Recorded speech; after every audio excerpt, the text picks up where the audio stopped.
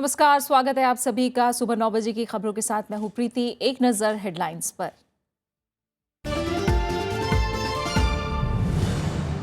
हैदराबाद विश्वविद्यालय के दलित छात्रों को निलंबन वापसी का फैसला नामंजूर। जांच समिति आज सौंपेगी रिपोर्ट। फॉरेंसिक जांच के लिए भेजा गया रोहित वेमुला का पत्र।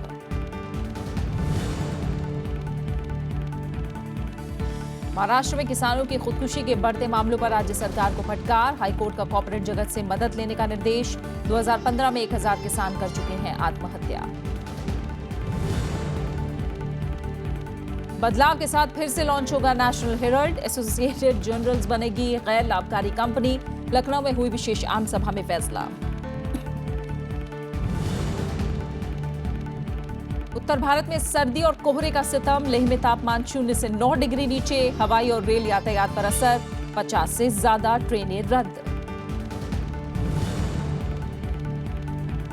और मलेशिया मास्टर्स बैडमिंटन टूर्नामेंट में भारतीय खिलाड़ियों का दबदबा। पीवी सिंधु, श्रीकांत और अजय जयराम क्वार्टर फाइनल में। सानिया हिंगिस ऑस्ट्रेलियाई ओपन के दूसरे दौर में। हैदराबाद में दलित छात्र की आत्महत्या के विरोध में प्रदर्शन कर रहे छात्रों और विश्वविद्यालय प्रशासन के बीच सुलह की राह नहीं दिख रही है। छात्रों ने 4 शोधार्थियों के निलंबन वापस लेने के फैसले को ठुकरा दिया है और दोषियों के खिलाफ कार्रवाई की मांग की है। इस मामले में सरकार की तरफ से बनाई गई कमेटी आज रिपोर्ट सौंप सकती है।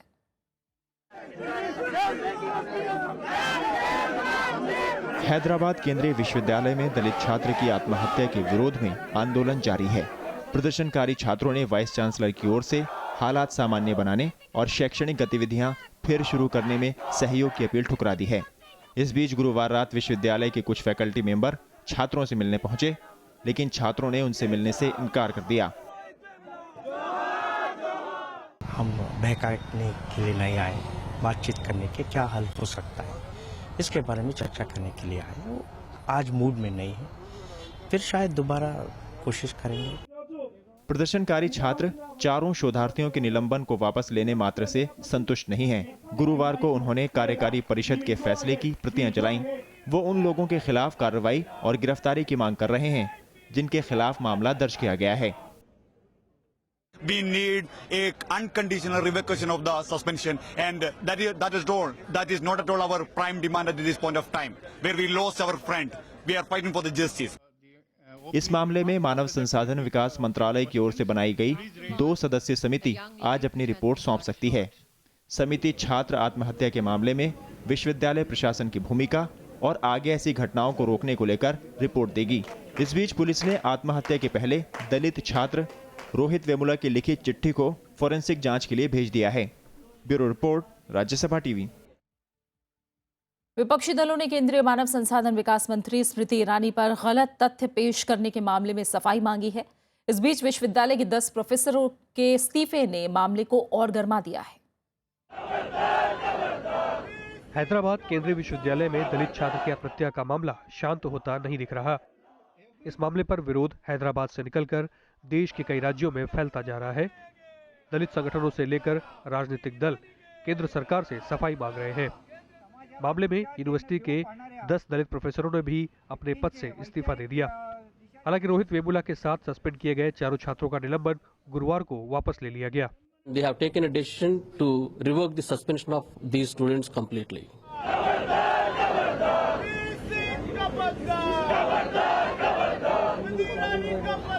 लेकिन निलंबन वापसी के फैसले से छात्र संतुष्ट नहीं है। इन छात्रों को राजनीतिक दलों का भी भारी समर्थन मिल रहा है। गुरुवार को छात्रों के विरोध के चौथे दिन दिल्ली के मुख्यमंत्री और आम आदमी पार्टी के नेता अरविंद केजरीवाल समेत कई और नेता हैदराबाद यूनिवर्सिटी पहुंचे। कांग्रेस ने भी केंद्रीय मानव संसाधन विकास मंत्री स्मृति ईरानी की ओर से बुधवार को प्रेस कॉन्फ्रेंस करके दी गई सफाई को गुमराह करने वाला बताया। श्रीमती स्मृति ईरानी जो देश की शिक्षा मंत्री हैं, उन्होंने पूरे देश को झूठ बोला, असत्य बोला, बरगलाया और भ्रमित किया। चाहे दलित है चाहे नॉन दलित है, अगर किसी भी स्टूडेंट को खुदकुशी करने के लिए मजबूर किया गया है तो ये जिम्मेदारी है स्मृति ईरानी की कि उसको न्याय दिलवाए, ना कि वो प्रेस कॉन्फ्रेंस करके इसको कास्ट का मुद्दा बनाए। इसकी हम घोर आलोचना करते हैं। इस बीच सीपीआई नेता डी राजा ने इस पूरे मामले पर प्रधानमंत्री से जवाब की मांग की है। Modi will have to speak out. Modi will have to take action against his own cabinet colleagues. Will he act? Will he speak? That's what you should ask. I am asking. दरअसल पीएचडी के छात्र रोहित वेमुला ने बीते रविवार को hostel में आत्महत्या कर ली थी। एबीवीपी के छात्रों के साथ बीते साल विवाद के बाद उनके खिलाफ निलंबन की कार्रवाई की गई थी। इस मामले में केंद्रीय मंत्री बंडारू दत्तात्रेय की ओर से केंद्रीय मानव संसाधन विकास मंत्रालय को लिखा गया पत्र भी विवादों में है। यूनिवर्सिटी के वीसी की भूमिका पर भी सवाल उठ रहे हैं। विशाल दहिया के साथ bureau report, Rajya Sabha TV. Lok Sabha अध्यक्ष सुमित्रा महाजन आज गांधीनगर में पीठासीन अधिकारियों के सम्मेलन का उद्घाटन करेंगी। इस मौके पर राज्यसभा के उपसभापति पीजे कुरियन भी मौजूद रहेंगे। इससे पहले कल विधायी निकायों के सचिवों का 56वां सम्मेलन हुआ। इसमें विधायी निकायों से जुड़े कई अहम मसलों पर चर्चा हुई। इनमें सदस्य सूचना प्रणाली और विधायी समितियों को मजबूत बनाना भी शामिल है। लोकसभा के महासचिव अनूप मिश्रा ने सम्मेलन का उद्घाटन करते हुए कई नई महत्वपूर्ण पहलों का जिक्र किया। उन्होंने कहा कि दिल्ली में मार्च में महिला विधायकों का एक राष्ट्रीय सम्मेलन होगा। The conference would deliberate on 3 broad themes: ushering in a new era of social development, contribution to economic development, and good governance and legislation. Rajya Sabha के महासचिव शमशेर के शरीफ ने भी पिछले साल सदन की कई उपलब्धियों का जिक्र किया। उन्होंने बताया कि पिछले 4 सत्र में अवरोध की वजह से 155 घंटे का समय बर्बाद हुआ था। उन्होंने इसका हल खोजने पर भी जोर दिया है। This is a matter we all need to deliberate in this conference, though I believe that the problem defies an easy solution. The option before us is whether to make our rules more stringent or leave it to the wisdom of the House and the good sense of the presiding officer to deal with the incidences of disruption. इससे पहले गुजरात विधानसभा के सचिव TM Patel ने स्वागत भाषण दिया। उन्होंने कहा कि तकनीक की बदौलत विधायी निकायों के कामकाज में तेजी आई है। अरविंद कुमार सिंह, राज्यसभा टीवी, गांधीनगर।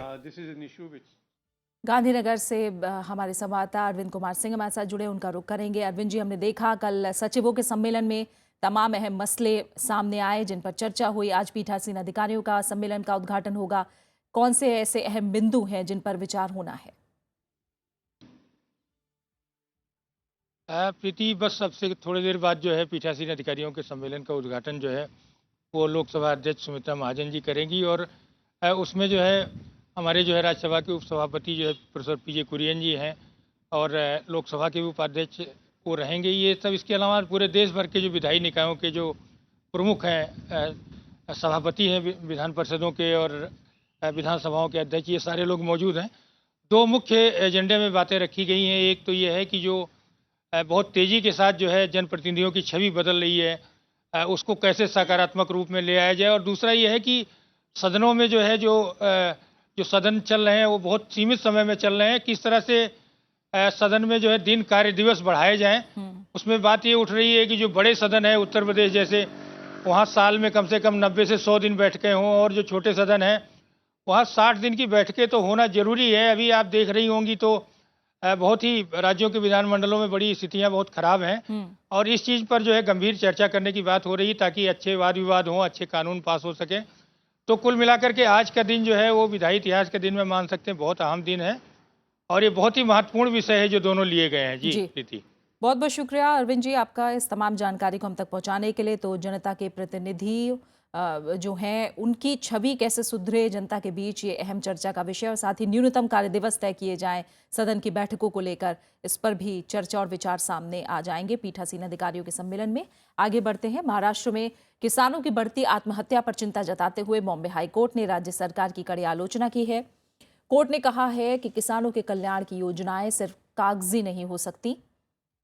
कल राज्य सरकार ने कोर्ट में जानकारी दी कि साल 2015 में सिर्फ महाराष्ट्र में 1000 किसानों ने आत्महत्या कर ली। पहले ये आंकड़ा 600 बताया जा रहा था। सरकार ने कोर्ट में माना कि आत्महत्याओं के मामले बीते वर्षों के मुकाबले बढ़े हैं। कोर्ट ने सरकार को सलाह दी कि किसानों के कल्याण के लिए सरकार कॉरपोरेट जगत की मदद ले। इसके लिए कोर्ट ने कॉरपोरेट सामाजिक उत्तरदायित्व यानी CSR के इस्तेमाल की बात कही। कोर्ट ने कहा कि व्यापारिक घरानों से गांव को गोद लेने की गुजारिश की जानी चाहिए। कोर्ट ने सरकार को यह भी सुझाव दिया कि जरूरतमंद किसानों को मिलने वाले 1 लाख रुपए के मुआवजे को बढ़ाकर 5 लाख कर देना चाहिए। दिल्ली में संस्कृति स्कूल में स्पेशल कोटा जारी रहेगा। सुप्रीम कोर्ट ने संस्कृति स्कूल मामले में हाईकोर्ट के आदेश पर रोक लगाते हुए अंतरिम आदेश जारी किया है। इसके तहत आगामी शैक्षणिक सत्र में 60% कोटे में ऐसे सभी केंद्रीय कर्मचारियों के बच्चों को प्रवेश दिया जाएगा जिनकी नौकरी में तबादले का प्रावधान है। 3 सदस्यीय पीठ ने दिल्ली हाईकोर्ट के आदेश के अमल पर रोक लगाते हुए कहा कि 60% सीटों का आरक्षण सिर्फ केंद्र सरकार के समूह ए अधिकारियों तक सीमित नहीं रखा जाए। हाईकोर्ट ने संस्कृति स्कूल में समूह ए के अधिकारियों के बच्चों के लिए 60% सीटें आरक्षित रखने की व्यवस्था निरस्त कर दी थी। इस फैसले के खिलाफ केंद्र सरकार और स्कूल मैनेजमेंट ने सुप्रीम कोर्ट में याचिका दायर की थी। इसके साथ ही कोर्ट ने प्रतिवादियों को 6 हफ्ते के भीतर जवाब दाखिल करने को कहा है। अगली सुनवाई 9 अप्रैल को होगी, जिसमें संस्कृति स्कूल और केंद्र को सीटों के वर्गीकरण की योजना स्पष्ट करनी होगी। नेशनल हेराल्ड समाचार पत्र समूह की प्रकाशक कंपनी एसोसिएटेड जर्नल्स लिमिटेड ने अपने को गैर लाभकारी कंपनी बनाने का फैसला किया है। ये निर्णय गुरुवार को लखनऊ में कंपनी के शेयरधारकों की विशेष आम सभा में लिया गया है।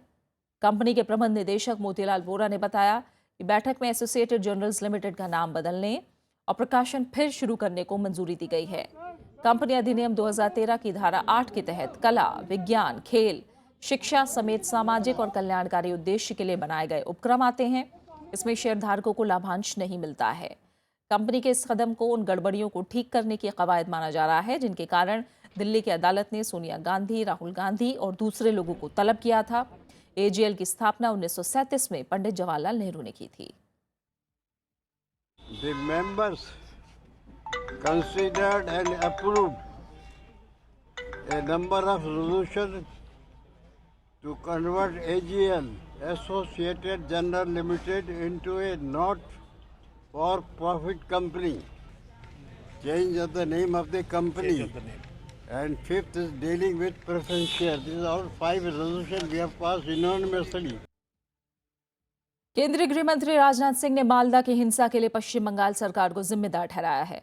पश्चिम बंगाल पहुंचे गृह मंत्री ने कहा कि राज्य में पुलिस तक सुरक्षित नहीं है, ऐसे में निवेश और विकास पर बहुत बुरा असर पड़ सकता है। हालांकि तृणमूल कांग्रेस ने इसका फौरन जवाब देते हुए गृह मंत्री के आरोपों को चुनावी राजनीति से प्रेरित बताया है। मां सुरक्षित नहीं, माटी सुरक्षित नहीं, मानव सुरक्षित नहीं, यहाँ तो पश्चिमी बंगाल में पुलिस वाले भी सुरक्षित नहीं, ऐसे हालात पैदा हो गए। गृह मंत्री राजनाथ सिंह ने मालदा की घटना के बाद ये बड़ा बयान दिया है। उन्होंने पश्चिम बंगाल के उत्तरी 24 परगना में एक जनसभा के दौरान कहा कि मालदा की घटना के दोषियों को सजा के अंजाम तक पहुंचाया जाएगा।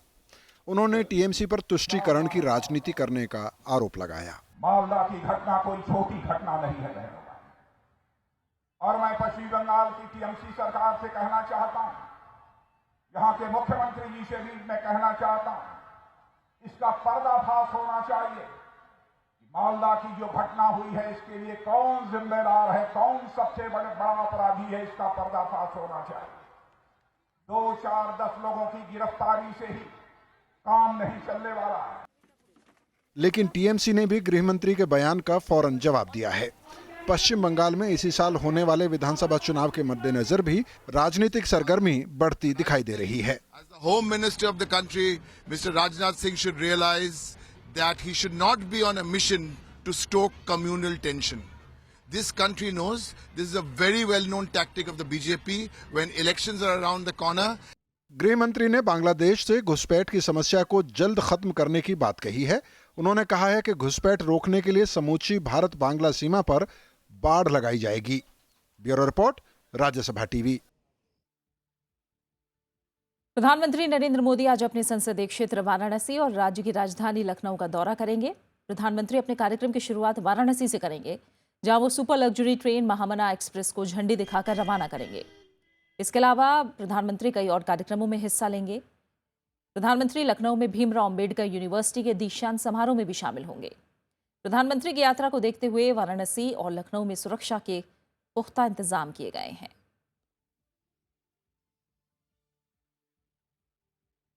उत्तर प्रदेश में डीआईजी से डीजी स्तर तक के लिए 80 आईपीएस अधिकारियों का तबादला कर दिया गया है। इसमें 4 डीजी और 12 एडीजी स्तर के अधिकारी शामिल हैं। 6 जोन लखनऊ, गोरखपुर, वाराणसी, इलाहाबाद, कानपुर और मेरठ में नए आईजी तैनात किए गए हैं। वहीं 9 रेंज में नए डीआईजी तैनात किए गए हैं। आईपीएस में 28 एसपी भी शामिल हैं जिनके तबादले किए गए हैं। इसके अलावा 8 आईएएस अधिकारियों का भी तबादला किया गया है। 7वें वेतन आयोग की सिफारिशों के खिलाफ रेलवे समेत दूसरे केंद्रीय कर्मचारी मार्च से अनिश्चितकालीन हड़ताल पर जा सकते हैं। इन कर्मचारियों के साझा संगठनों ने गुरुवार को जंतर मंतर पर धरना दिया। इनमें रेलवे के कर्मचारी भी हैं। इनकी मांग है कि नई पेंशन नीति को खत्म किया जाए, वह न्यूनतम और अधिकतम भत्ता तय करने और इसकी समीक्षा के लिए आयोग गठित करने की मांग भी की जा रही है। इन लोगों ने 26 मांगों का एक ज्ञापन केंद्र सरकार को सौंपा भी है। हमने ये उनको मेमोरेंडम दिया कि फरवरी मिडल तक अगर आप हमसे बुला के इसमें मॉडिफिकेशन नहीं करोगे, जो कमियां दूर नहीं करोगे, तो मार्च के फर्स्ट वीक में इनडेफिनेट स्ट्राइक केंद्रीय कर्मचारी करेंगे। और फिलहाल एक छोटे से ब्रेक के लिए रुक रहे हैं, आप बने रहिए हमारे साथ।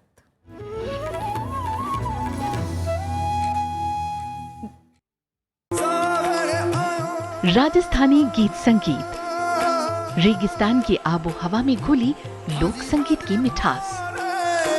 जैसे हमारे दूसरे बच्चे जिसके खिलौने होते हैं, उनके गुड्डा गुड्डी वगैरह वो खेलते हैं, तो हमारे जो खिलौने ये कमायचा, हारमोनियम, ढोलकी हमारे खिलौने हैं।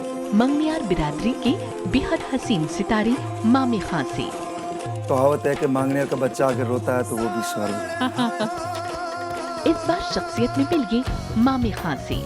शनिवार रात 10:30 बजे और रविवार सुबह 11 बजे सिर्फ राज्यसभा टीवी पर।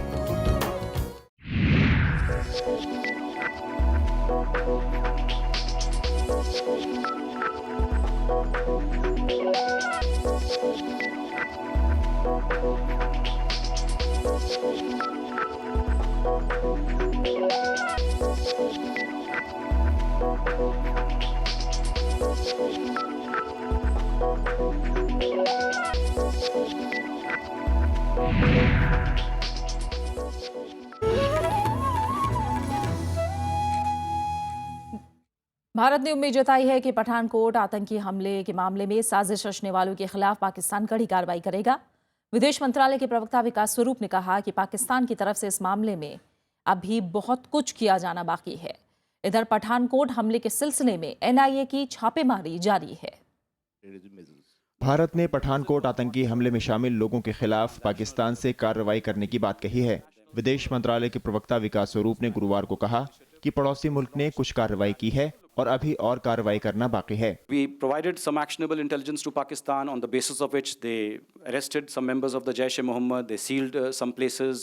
We continue to expect, robust action by Pakistan against all perpetrators of the Pathankot terrorist attack and bringing all of them to book. विदेश मंत्रालय के प्रवक्ता विकास स्वरूप ने सचिव स्तर की बातचीत पर कहा कि दोनों देशों की सहमति से जल्द वार्ता होगी। विकास स्वरूप ने पाकिस्तान विशेष जांच दल के बारे में कहा कि अगर वो आता है तो जांच की शर्त और स्थान भारत तय करेगा। They are considering to send a special investigation team. हमने उसको सैद्धांतिक तौर पर उसका स्वागत किया था और कहा था यदि ऐसी टीम पाकिस्तान भेजेगा तो हम उसका स्वागत करेंगे और उसको पूरा सहयोग देंगे। तो उसके बाद से अभी बात आगे नहीं बढ़ी है। जब पाकिस्तान की तरफ से फर्म प्रपोजल आएगा तब फिर मोडालिटीज वगैरह उसकी वर्क की जाएंगी। इधर पठानकोट हमले के सिलसिले में एनआईए ने गुरुवार को 5 जगहों की तलाशी ली। इनमें पंजाब पुलिस के एसपी सलविंदर सिंह के अमृतसर और गुरदासपुर के घर शामिल हैं। सलविंदर सिंह के दोस्त राजेश वर्मा के घर की भी तलाशी ली गई। इसके अलावा रसोइये मदन गोपाल और सलविंदर सिंह की महिला मित्र के घर भी एनआईए की टीम पहुंची। इन लोगों से एनआईए पूछताछ भी कर चुकी है। सलविंदर सिंह का लाई डिटेक्टर टेस्ट भी हो चुका है। अखिलेश सुमन, राज्यसभा टीवी। भारत और फ्रांस पेरिस और पठानकोट हमलों के मद्देनजर आतंकवाद पर व्यापक चर्चा करेंगे। विदेश मंत्रालय के प्रवक्ता के मुताबिक अंतर्राष्ट्रीय समस्या बन चुके आतंकवाद पर भारत और फ्रांस के बीच सहयोग बढ़ाने पर भी चर्चा की जाएगी। साथ ही फ्रांस के राष्ट्रपति फ्रांसवा होलांद की भारत यात्रा के दौरान दोनों देश व्यापार में और बढ़ोतरी पर भी चर्चा करेंगे। फ्रांस के राष्ट्रपति फ्रांसवा होलांद इस साल गणतंत्र दिवस समारोह में मुख्य अतिथि होंगे। Following the horrendous attack in Paris and the recent terrorist attack at the Pathankot air base, it would be worth highlighting that cooperation between France and India on matters related to counter-terrorism has acquired a very significant dimension. Both India and France are victims of terrorism, and we can expect a lot of discussions on this particular issue. Bharat कच्चे तेल के आयात में मध्य पूर्व देशों से निर्भरता कम करके अफ्रीकी देशों से आयात पर जोर देगा। चौथी इंडो अफ्रीका हाइड्रोकार्बन कॉन्फ्रेंस में पेट्रोलियम मंत्री धर्मेंद्र प्रधान ने ये बातें कही हैं। उन्होंने कहा कि 2014 में भारत ने अफ्रीका से 3.2 करोड़ टन कच्चा तेल आयात किया। इसमें 30 लाख टन उत्तरी अफ्रीका और 2.9 करोड़ टन पश्चिमी अफ्रीका, खासकर नाइजीरिया और अंगोला से किया गया। धर्मेंद्र प्रधान ने कहा कि आने वाले सालों में हम इसे और बढ़ाएंगे। भारत अपनी जरूरत का 80% से ज्यादा तेल आयात करता है। भारत अपनी जरूरत का 2/3 हिस्सा तेल सऊदी अरब, इराक और कुवैत से आयात करता है। As a matter of policy, the present Indian government is keen to move towards a geographically diversified energy basket. This has resulted in India's greater focus on Africa as a vital region of sourcing petroleum products in coming years. Bharat ने नेपाल में हुए मधेसी हिंसा पर चिंता जताई है। विदेश मंत्रालय ने समस्या के राजनीतिक समाधान पर जोर दिया है। भारतीय सीमा से सटे मोरांग जिले में गुरुवार को पुलिस की फायरिंग में 3 मधेसी नेपाली नागरिकों की मौत हो गई थी। मारे गए लोगों में एक महिला भी शामिल है, जबकि 5 लोग घायल हुए हैं। ये घटना मोरांग के रंगेली नगर पालिका क्षेत्र की है। पुलिस के मुताबिक मधेसी और नेपाल में सत्तारूढ़ CPN-UML की युवा शाखा के बीच झड़प हुई। प्रदर्शनकारियों को तितर बितर करने के लिए पुलिस ने गोली चला दी, जिसमें 3 मधेसी नागरिक मारे गए। इस घटना के बाद नेपाल के प्रधानमंत्री KP शर्मा ओली ने इस इलाके का अपना प्रस्तावित दौरा भी रद्द कर दिया। देश में नए संविधान का विरोध कर रहे मधेसी यहां प्रधानमंत्री का विरोध करने के लिए जमा हुए थे। मधेसियों का आंदोलन नेपाल में बीते 5 महीने से जारी है। मधेसी आंदोलनकारी नए संविधान में उचित प्रतिनिधित्व की मांग कर रहे हैं। इस आंदोलन में अब तक 50 मधेसी आंदोलनकारी मारे जा चुके हैं।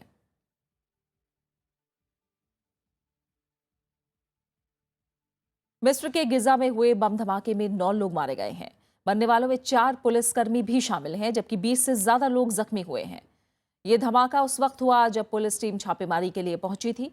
सुरक्षा बलों के मुताबिक इमारत में संदिग्ध आतंकवादियों के छिपे होने की सूचना पर पुलिसकर्मी जैसे ही वहां पहुंचे, ये धमाका किया गया। मिस्र में 2011 के बाद से 700 से ज्यादा सुरक्षा कर्मियों की मौत हो चुकी है और 18,000 से ज्यादा सुरक्षा कर्मी घायल हुए हैं।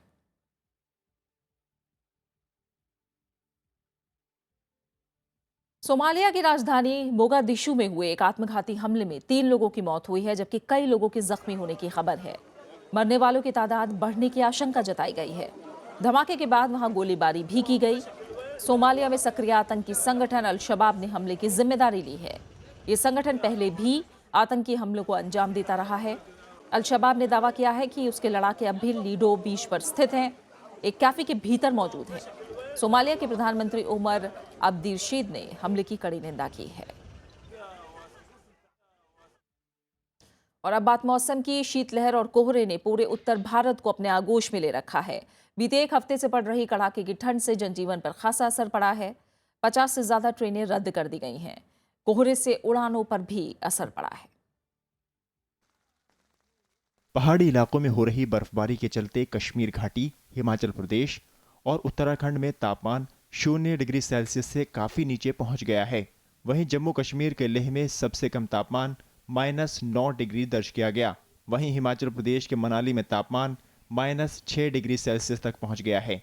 इसके असर से हरियाणा, पंजाब, उत्तर प्रदेश और राजस्थान समेत पूरे उत्तर भारत में सर्द हवाएं चल रही हैं। बस आग जला जला के आदमी अपना बचाव कर रहा है, बस यही चल रहा है आदमी का। कैसी ठंड है, गलन है? बहुत तेज गलन है, ठंड बहुत ज्यादा है।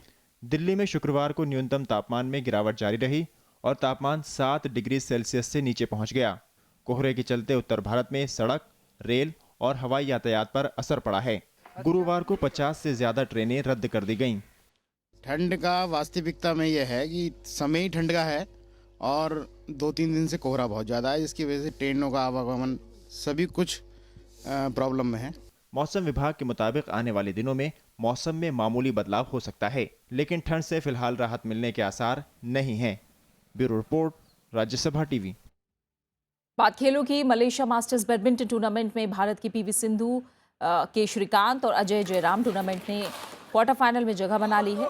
विश्व की 12वें नंबर की खिलाड़ी पीवी सिंधु ने विजय क्रम जारी रखा और गुरुवार को जापान की काओरी इमाबेपू को 1 घंटे 3 मिनट तक चले मुकाबले में 21-13, 13-21, 21-14 से मात दी। क्वार्टर फाइनल में सिंधु का सामना इंडोनेशिया के लिंडाविनो फनेत्री से होगा।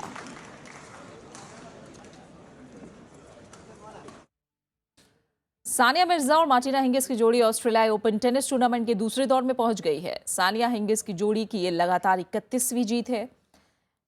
दूसरे दौर में इस जोड़ी का सामना यूक्रेन की लडमाइला किचनोक और नादिया किचनोक की जोड़ी से होगा। पहले दौर में सानिया हिंगिस ने कोलंबिया की मारिनो और ब्राजील की परेरा की जोड़ी को 6-2, 6-3 से हराया। सानिया और हिंगिस ने अब तक साथ में 11 WTA खिताब जीते हैं।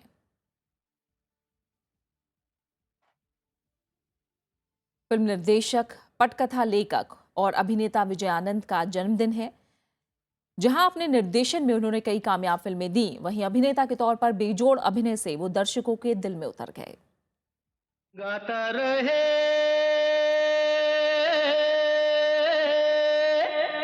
मेरा दिल। विजय आनंद एक ऐसा कलाकार जिसे फिल्म की किसी एक विधा में बांधना मुश्किल है।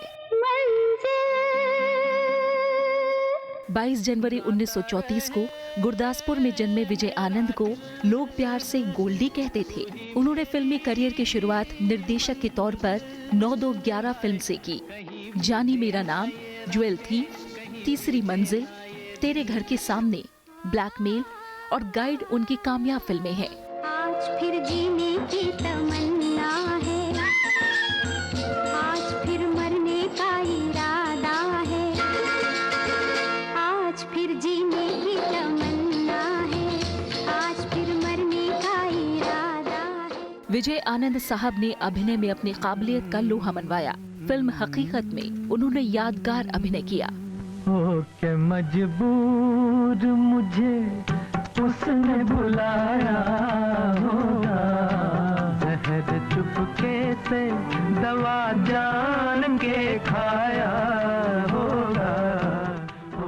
कोरा कागज और मैं तुलसी तेरे आंगन की फिल्म में उन्होंने अपने किरदार को बखूबी निभाया। धूल में तेरी गलियन की, मैं तुलसी तेरे आंगन की।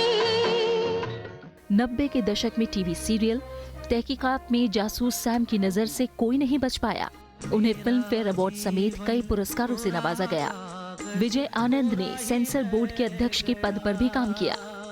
23 फरवरी 2004 को उन्होंने दुनिया को अलविदा कह दिया। Bureau report, Rajya Sabha TV. और अब आखिर में एक नजर हेडलाइंस पर। हैदराबाद विश्वविद्यालय के दलित छात्रों को निलंबन वापसी का फैसला नामंजूर। जांच समिति आज सौंपेगी रिपोर्ट। फॉरेंसिक जांच के लिए भेजा गया रोहित वेमुला का पत्र।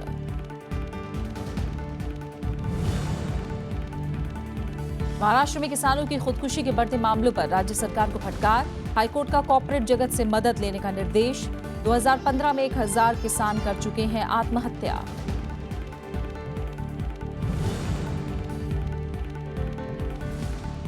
बदलाव के साथ फिर से लॉन्च होगा नेशनल हेराल्ड। एसोसिएटेड जर्नल्स बनेगी गैर लाभकारी कंपनी। लखनऊ में हुई विशेष आम सभा में फैसला।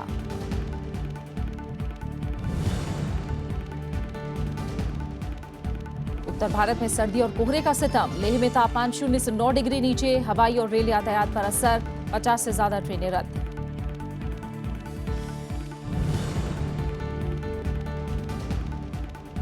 और मलेशिया मास्टर्स बैडमिंटन टूर्नामेंट में भारतीय खिलाड़ियों का दबदबा। पीवी सिंधु, श्रीकांत और अजय जयराम क्वार्टर फाइनल में। सानिया हिंगिस ऑस्ट्रेलियाई ओपन के दूसरे दौर में।